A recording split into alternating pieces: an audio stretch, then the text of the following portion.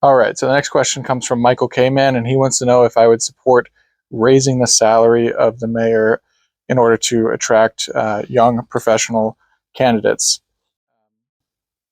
So I have a confession to make. I didn't even know how much the mayor actually makes.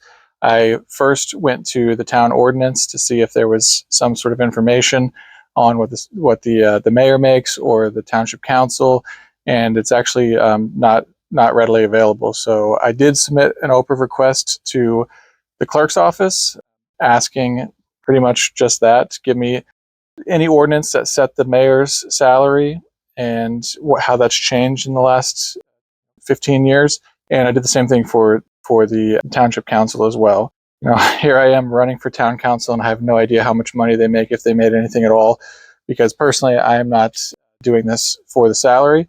I did find out pretty quickly that the mayor actually makes a stipend of $6,000 a year, and the township council makes a stipend for $3,000 a year. And there is a little bit extra money for the township council president, another $750. So not a lot of money. And I do think that to an extent we need to keep the costs low for certain things.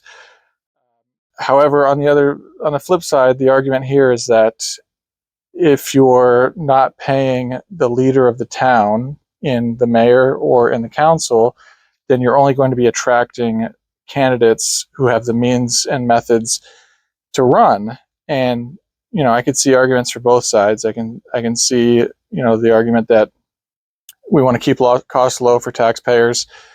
This should be, you know, kind of a volunteer activity. It should be a public service. But I can also see the fact that by doing that, you kind of cut out the ability for many people who don't have either the time or the financial means to run.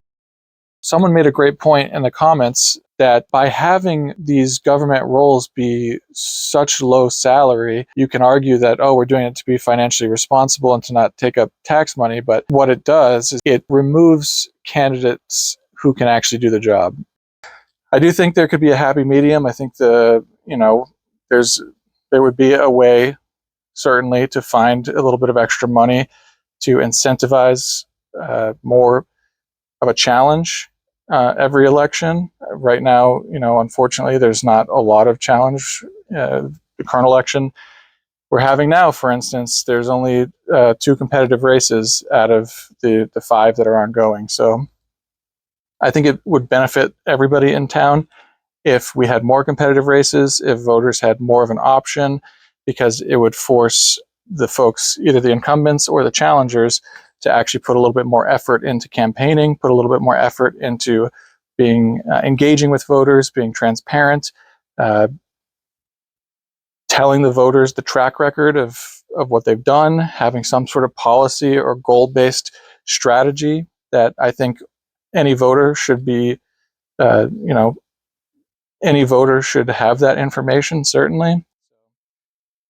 In order to have challenge in our elections, in order to have more options in our elections, I think one way we can do that is by incentivizing it a little bit more. So sure, let's pay a little bit more.